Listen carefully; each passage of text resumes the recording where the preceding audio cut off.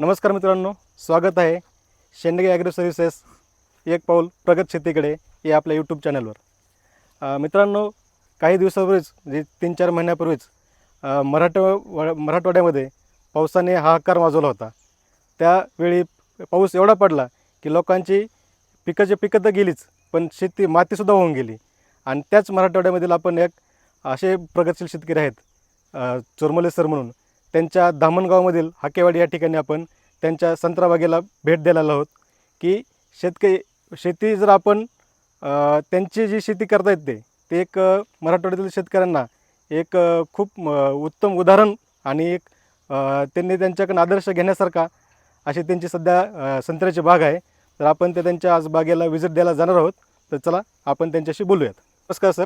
नमस्कार. तुमच्या संत्र्याच्या बागेत आल्यानंतर खूपच छान वाटते. तर आपण हे तुमची बाग हे आपण मराठवाड्यातील शेतकऱ्यांसमोर एक आदर्श म्हणून आपण आज दाखवणार आहोत. तर तुम्हाला संत्रा लागवडीपासून ते तुम्ही आता जे तुम्ही उत्पन्न घेतलं आहे इथपर्यंत तुम्ही कशा पद्धतीने गेलात, रोपं कुठून घेतली, याबद्दल तुम्हाला मी थोडेसे क्वेश्चन विचारणार आहेत, जेणेकरून आपल्या सर्व शेतकऱ्यांना ह्या गोष्टी डायरेक्ट शेतकऱ्याकडनं गेल्या तर ॲक्च्युअल प्रॅक्टिकलचं नॉलेज कसं घेतलं काय नाही घेतलं हे लक्षात येते. कारण पुस्तकी नॉलेज घेण्यापेक्षा ॲक्च्युअल फील्डवर काय केलं त्यांनी हे खूप महत्त्वाचं आहे. तर सर्वात प्रथम तुम्हाला पहिला क्वेश्चन आहे की आपण हे रोपं निवडले कसे? आम्ही रोपाची निवड ही नागपूरच्या जवळ अमरावती हा संत्र्यासाठी हब मानलं जातं. हो. संत्रा पिकामध्ये अमरावती उत्पादक आहे आणि नागपूर हा विक्रेता आहे. हो. नागपूरला फक्त काय आहे, मार्केटिंग आहे, परंतु उत्पादन जे आहे संत्र्याचं ते प्रॉपर अमरावती जिल्ह्यामध्ये होतं. आणि त्या ठिकाणी वरुड म्हणून एक गाव आहे, तालुका आहे वरुड, त्या ठिकाणून आम्ही हे रोपं आणलेले आहेत. ओके. साधारणतः एक रोप तुम्हाला किती रुपयाला भेटलं होतं? साधारण आम्हाला तिथं जाग्यावरती 50-55 रुपयाला रोप बसलं होतं. ओके. आणि ट्रान्सपोर्ट कसं केलं तुम्ही? ट्रान्सपोर्ट आम्ही स्वतः गेलो होतो, त्यामुळं आमच्या स्वतःच्या गाड्या घेऊन गेलो होतो. ओके. आणि आता सध्या रेट काय असेल, काय कमी जास्त? कारण तुम्ही आणलेले किती दिवस झाले ते रोपं? आता 3 वर्ष तुम्ही गेले असतील? नाही, 4 वर्ष होऊन गेले. ओके. आता थोडाफार फरक झालाच असेल रोपांचा? फरक होतो. समजा लागवडीचं क्षेत्र कमी झालं की रोपाची समजा मागणी कमी झाली की किंमत कोणत्याही वस्तूची कमी होते समजा. रोपं आणल्यानंतर तुम्ही मग लागवड कधी केली होती? म्हणजे लागवडीचा सगळ्यात चांगला कालावधी कुठला लागवडीचा? संत्रीसाठी जून जुलै ऑगस्ट या 3 महिन्यामध्ये आपण कधी पण लावू शकतो. पहिला पाऊस झाला, दुसऱ्या पावसानंतर आपण याची लागवड करू शकतो. ओके. आणि मग लागवड करताना अंतर संत्रीमधलं किती बाय किती असावं? आता संत्रीचं अंतर जमिनीवरती अवलंबून आहे. ओके. समजा काही लोक 10x12 करतात, काही लोक 12x12 करतात. आणि जर मोठी जमीन असेल तर 14x14 पण लावतात. पण सर्वसाधारण जर जमीन मिडियम स्वरूपात जर असेल तर 12x12 हे अंतर अगदी बेस्ट आहे. आपण स्वतः 12x12 लावलेले. ओके. आता जमिनी त्यांनी उदाहरण सांगितलं की जमीन कशी असेल, 12x12 14x14. मग जमीन कशी असावी, म्हणजे फळ पिकासाठी किंवा संत्रा पिकासाठी जमीन कशी असावी? फळ पिकासाठी किंवा संत्रा पिकासाठी मुरमाड आणि समजा कोरडवाहू असली, समजा कोरडवाहू म्हणजे पाण्याची निचरा होणारी, ती उत्तम जमीन संत्र्यासाठी. ओके. मग लागवडीला तुम्ही असे खड्डे वगैरे घेतले होते का डायरेक्ट? नाही, सुरुवातीला या प्लॉटला घेतले होते आपण, खड्डे घेतले त्यात अगोदर उन्हाळ्यामध्ये शेणखत वगैरे भरलं आणि नंतर रोप आणून लावले होते. त्याचा काय फरक जाणवतो का? म्हणजे डायरेक्ट रोप लावणे आणि खड्डे घेऊन लावणे याचा बागेत काय फरक जाणवतो? हा फरक आहे ना, थोडंसं जर्मिनेशनला फरक पडतो. समजा याच्यामध्ये कमी टक्केवारीमध्ये समजा रोपाचे नवीन लावलेले रोपं गेली, परंतु दुसरीकडे ज्यावेळेस आपण खड्डे घेऊन न लावले तर ते थोडेसे जास्त प्रमाणात मर झाले त्याच्यामध्ये. ओके. म्हणजे जर्मिनेशन चांगलं होतं त्यांनी खड्डे असतील तर, आणि जे पोषक मूलद्रव्य भेटायला पाहिजे. आपण अगोदर शेणखत वगैरे सगळं भरलं होतं ना, त्यामुळे मग प्रॉपर जे आहे मेहनत ती होऊन जाते. खड्डा भरताना काय काय भरलं होतं तुम्ही? शेणखत आणि त्यामध्ये समजा उन्नी वगैरे लागू नये म्हणून आपलं थायमेट असेल किंवा आपलं हे असेल BSC पावडर, ती पण चालते. आणि मग ते तुम्ही लागवड झाल्यानंतर तुम्ही पहिलं 1-2 वर्ष तर काय पीक यात का, म्हणजे तुम्ही फळत काय नसतं आपलं? नाही, 3 वर्ष आपण काय केलं, आंतरपीक घेतलं.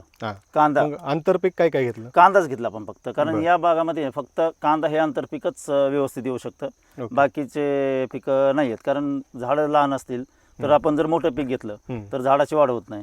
त्यामुळे कांदा हेच फक्त आंतरपीक यासाठी बेस्ट आहे. ओके. म्हणजे 2-3 वर्ष तुम्ही कांदा आंतरपीक घेतल्यानंतर तुमचं म्हणजे बाकीचं बागेचं मेंटेनन्स त्यातनं होत गेलं. हां हां हां. ओके. आणि फळ हे आपल्याला 3 वर्षानंतर लागले. हो, 3 वर्षानंतर. ओके. आता मला हे विचारायचं आहे की पहिले 2-3 वर्ष म्हणजे झाडाची व्हेजिटेटिव्ह ग्रोथ होणं महत्त्वाचं आहे. हां हां म्हणजे झाड वाढवणं कसं, हां. झाडाची कटिंग कधी करायची, तर त्याबद्दल थोडी तुम्ही माहिती सांगा.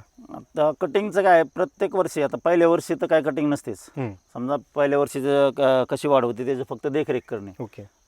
दुसऱ्या वर्षी शेंडा मारला नंतर आपल्याला फुटवे फुटतात. हां. फुटवे फुटल्यानंतर तिसऱ्या वर्षी पुन्हा त्या फुटव्यांना पण आपण काय करायचं, स्टॉप करायचं. हम्म. मग त्याच्यामुळे आणखी ब्रांचेस Branches वाढतात. वाढतात. हां. हम्म. अशा पद्धतीने 3 वर्ष जर कटिंग केली तर झाडाचं अशा पद्धतीने बांधणी होती. ओके. आणि जर आपण छाटणी जर नाही केली तर मग काय होतं, हे खालचे जे ब्रँचेस आहेत हम्म. त्या कमी प्रमाणात दिसतात आणि ओके. झाड फक्त उंच उंच वाढतं. वाढते. हम्म. म्हणजे ब्रँचेसचा फायदा माल जास्त हा, लागण्यासाठी. मग जेवढ्या ब्रांचेस जास्त तेवढा माल जास्त येणार आहे ना. ओके. हां. आता मग पहिले 2-3 वर्ष खताचं नियोजन आणि किडींचं नियोजन म्हणजे आपण हम्म. खतांचं नियोजन काय केलं, काय असं विशेष जास्त खतं दिले होते कुठले? नाही, जास्त नाही. आपलं शेणखत हम्म. उन्हाळ्यामध्ये हम्म. शेणखत भरल्यानंतर पाऊस पडल्यानंतर DAP हम्म. 10-26 ओके. 1-2 डोस टाकून द्यायचे. ओके. आणि आंतरपीक होतं 3 वर्ष, त्यामुळे त्यातलं जे काय कांद्याला जे खत पडायचं हम्म. ते सुद्धा झाडांना कामी यायचं. ओके. आणि किडींचं काय म्हणजे कुठले रोग काय याचा काय म्हणजे? नाही, याला असं फक्त फळधारणा झाल्यावर जास्त फवारणी वगैरे करावं लागतात. असं प्रॉपरला असं झाडांसाठी हम्म. झाडावर म्हणून असा लय स्पेसिफिक रोग नाही कोणता. ओके. हा, लिंबूवर्गीय आहे. हो, त्याला थोडं कधीतरी कमी तरी त्याच्या लिंबू वगैरे थोडं म्हणजे किडींचा प्रादुर्भाव कमीच असतो. हां झालं सिट्रस कँकर वगैरे 2-3 हां, आजार आहेत ते. हां.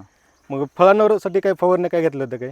फळांना त्याचं शेड्यूल असतं. समजा सेटिंगच्या कंडिशनमध्ये वेगळी फवारणी, हम्म. त्यानंतर लिंबू साईज झालं त्यावेळेस, आणि या संत्र्यामध्ये सर्वात महत्त्वाचा लाल कोळी हां. एवढा एकच जास्त इफेक्टिव्ह आजार आहे. आजार आहे. हां, त्याला जर लक्ष दिलं, हम्म. समजा लिंबू साईजच्या पुढे निघताना लाल कोळी लिंबू साईजच्या पुढे ज्यावेळेस फळ निघतं हम्म. त्यावेळेस हा येतो. त्यावेळेस जर लाल कोळीची फवारणी घेतली हम्म. तर कुठल्या पद्धतीची अडचण येत नाही. लाल कोळीसाठी तुम्ही काय ट्रीटमेंट दिली होती काय हा, तुमच्या? त्याच्या फवारणी घेतल्या होत्या ना. कुठले काय औषध माहितीत काय कुठले? औषधाचे नाव नाही सांगता येत, आता ओके. शेड्यूल मध्ये लिहिलेलं आहे ते. बरोबर, पण ठीक ते आहे. आता ठीक प्रॉपर आहे, आपण ते त्यांच्याकडनं थोडं नंतर आपण जाणून घेऊन ते पण आपण शेतकऱ्यांना काही अपडेट देऊ नंतर त्यांचं काय शेड्यूल कुठलं होतं काय होतं ते. आणि त्यानंतर आणखी ऊन चट्टा म्हणजे सनबर्निंग हां, हा एक sunburning. प्रकार असतो बा. हो, याला फवारणीचं असतात 2-3 फवारणी घेतल्या त्याच्या, हम्म. पण ते म्हणजे पाहिजे तसं कव्हर होत नाही, कारण ते ऊन आणि म्हणजे हा जो थंडी. आहे तो ऊन चट्टा आहे का? हा, सनबर्निंग म्हणजे ओके. त्याला. हम्म. आणि संत्री पिकताना पण येलोच होते ना? हो, याला होती, पण ते प्रॉपर नाही, हे खराब होऊन जातं ते. ओके. हम्म. आता हे जे आपण स्ट्रक्चर केलेलं आहे हां, हे हां. फांद्या आपल्या म्हणजे फळचं जे वजनाने खाली फांद्या वागतात हां, हां, त्यासाठीच केले ना? हा, तर हे जर बांबू आपण नाही लावले तर हम्म. पूर्ण फांद्या जमिनीला टेकतील आणि फांद्या मोडतील पण त्या. हम्म. हम्म. तर हे आज म्हणजे आपण त्यांच्याकडनं एक बेसिक माहिती घेतलेली आहे की बाबा झाड लागवड झाडाची वाढ कशी केली. हां, आता दुसरी गोष्ट तुम्हाला एक विचारायचं तुम्हाला हम्म. की पाण्याचं व्यवस्थापन कसं असतंय?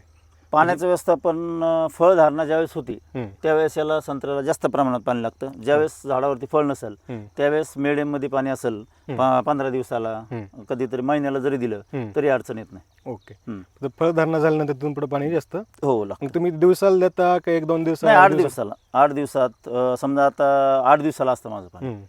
ओके. प्रत्येक 8 दिवसाला संडे टू संडे पाणी सोडतो मी. आणि कधी ओपन सोडतो, म्हणजे ओपन म्हणजे डायरेक्ट वाफेने, हां. फ्लोट सिस्टम हां, हां. म्हणजे डायरेक्ट वाफा पद्धतीनेच हां. पाणी. एकदा जर वाफा पद्धतीने सोडलं, फळधारणेमध्ये कसं आहे आता एवढं जर फळ लागलेलं आहे तर एवढ्याला ड्रिप ड्रिपवरती भागणार पण नाही. हां. आणि जर ती फळाची साईज जर वाढली नाही टायमिंगला हम्म. तर मग त्याचं उत्पन्नात बी तोटा म्हणजे वजन मध्ये पण होतो. आता ही फळाची साईज वाढण्यासाठी काही विशेष कुठले औषध वगैरे किंवा खतं वगैरे काय आहेत हो, का? आहेत ना त्याचे ओके. खतं आहेत त्याचे. हम्म. वॉटर सोल्युबल काही सोडावं लागतात, काही समजा रासायनिक जे आहेत ते पण सोडतो आपण. ओके. हम्म. आणि काय आपण ड्रिप मधनं कुठले खतं देतो का? हो, वॉटर सोल्युबल देतो ना. म्हणजे वॉटर सगळं हो. ड्रिप मधनं जातं. हम्म. ओके. अजून आता सध्या हा पहिला बहार आहे का दुसरा आहे? नाही, दुसरा बार आहे. दुसरा बहार आहे. हम्म. पहिला तुमचा कसा किती गेला होता माल? गेल्या वर्षी थोडंसं पाऊस कमी झाल्यामुळं एवढं उत्पादन नव्हतं, पण चालू वर्षी मोठ्या प्रमाणात आहे. ओके. हम्म. आता सध्या काय तुमचं बोलणं वगैरे झालंय का म्हणजे मार्केट हो, झालंय ना. कसा रेट आलाय काय तुम्हाला? डील झालंय 50 रुपये किलोनी. अरे वा. हम्म. म्हणजे 50 रुपये किलो हा चांगला भाव आहे. हो हो, हम्म. 50 रुपये, पण ते पण कसं सरसकट, म्हणजे लिंबू साईजच्या पुढचं हा. सगळं फळ ते 50 रुपयांनी रुपये. घेऊन जाणार, म्हणजे म्हणजे total zero cut. Zero cutting. हो म्हणजे काही झाडावर काही ठेवायचं नाही, हा, त्यांनी फक्त- आहे केवळ मग ती साईज मोठी असो, हो हो 1 नंबर असो किंवा 2 नंबर असू दे, हो हो ते सगळं 50 रुपयाने हो. एकदम छान छान भाव. आता तुम्हाला अंदाज किती माल निघेल काय? साधारण चालू वर्षी एक 8-10 लाखापर्यंत व्हायला पाहिजे. ओके. हां, आणि किती झाड आहेत आपले टोटल? आपले आता सध्या धरलेले 300 आहेत आणि 600 फळावरती नाही आहेत. बघा म्हणजे 300 झाडं आहेत आणि 300 झाडाचं 50 रुपये किलोने त्यांची बाग गेलेली आहे आणि त्याचं त्यांचं उत्पन्न या वर्षीचं 8-10 लाख रुपये होते आणि त्यांचे अजून 600 झाडं असे आहेत की जे अजून ते फळावर आलेले नाहीत, म्हणजे समजा पुढच्या वर्षी ते येतील. हो, पुढच्या वर्षी. तर म्हणजे हे खूप महत्त्वाचं म्हणजे असं भारी उदाहरण आहे.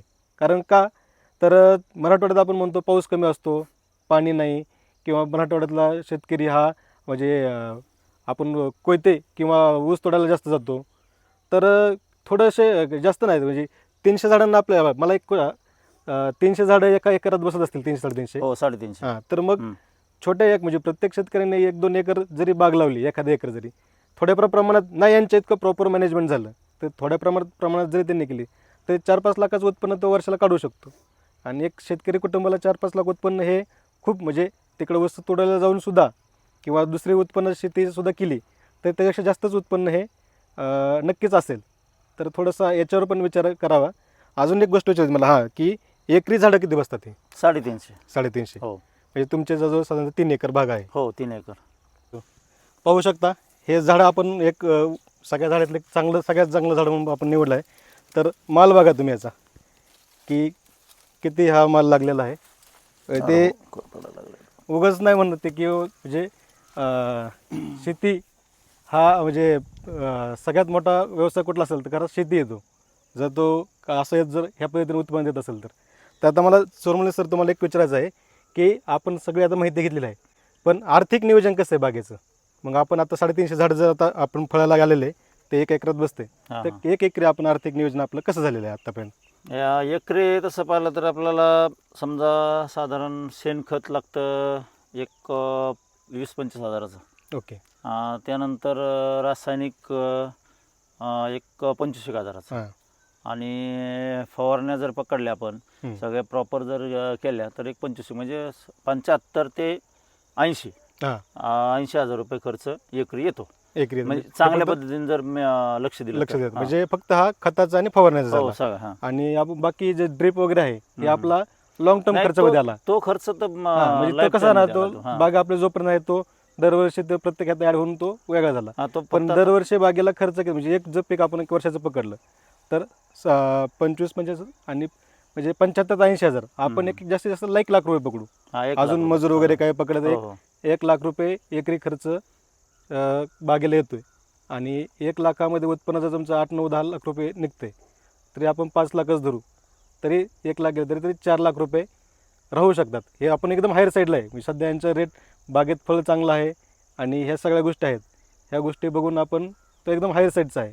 पण जर एकदम मिनिमम लेवलला जरी पकडलं किंवा बाकी शेतकऱ्यांकडनं एवढं प्रॉपर मॅनेजमेंट जरी नाही झालं आणि कमी जरी फळ लागलं तरी एकरी 4 लाख उत्पन्न निघायला काय हरकत नाही, 4-5 लाख रुपये. तर एवढा व्हिडिओ करण्यापाठीमागे किंवा आपण एक यांच्या फार्मला व्हिजिट देण्यापाठीमागे उद्देश हाच आहे की आपला शेतकरी टिकला पाहिजे, शेतकरी जगला पाहिजे, शेतकऱ्याकडे पैसा आला पाहिजे. कारण काय होतं ते शेतकरी पिकवतोय कष्टाने, घाम गाळतोय, रात्रंदिवस पळतोय, रात्री त्याला पाणी द्यायला शेतात किती वाजता जातो काय त्याचं त्यालाच माहीत असते. पण ह्या गोष्टी सगळं करत असताना त्याच्या शेतमालालाच भाव मिळत नसेल तर त्यावेळेस मात्र खूप वाईट वाटतं. कारण मी पुण्याच्या मार्केटमध्ये भरपूर वेळा फिरतो, तर इकडून माल येतो भरपूर, तिकडे तिथं खरेदी केला जातो काय रेटमध्ये, तिथून पुढच्या व्यापाऱ्याला किती रेटमध्ये दिला जातो हे समोरच्या समोर मी बघितलेलं आहे. आणि त्यावेळेस खूप वाईट वाटतं. कारण मी पण एक स्वतः BS ॲग्री आहे आणि ह्या गोष्टीचं कुठंतरी मनात खंत होती, म्हणून आपण हा एक आता आपण याच्यावर सुरूच केला आहे की महाराष्ट्रातला शेतकरी हा कसा प्रगत झाला पाहिजे आणि तो कसा समृद्ध झाला पाहिजे. तर हेच आपण असेच प्रत्येक आपण यशस्वी शेतकऱ्यांना भेट देऊन त्यांची माहिती घेऊन त्यांचा अनुभव घेऊन हे आपल्या बाकीच्या शेतकऱ्यांना प्रोत्साहित करण्यासाठी हा आपण व्हिडिओ आजपासून सुरू करत आहोत. धन्यवाद चोरमले सर. धन्यवाद. असंच तुम्ही परत आम्हाला वेळ द्या. चालेल. थँक्यू. ठीक आहे. थँक्यू.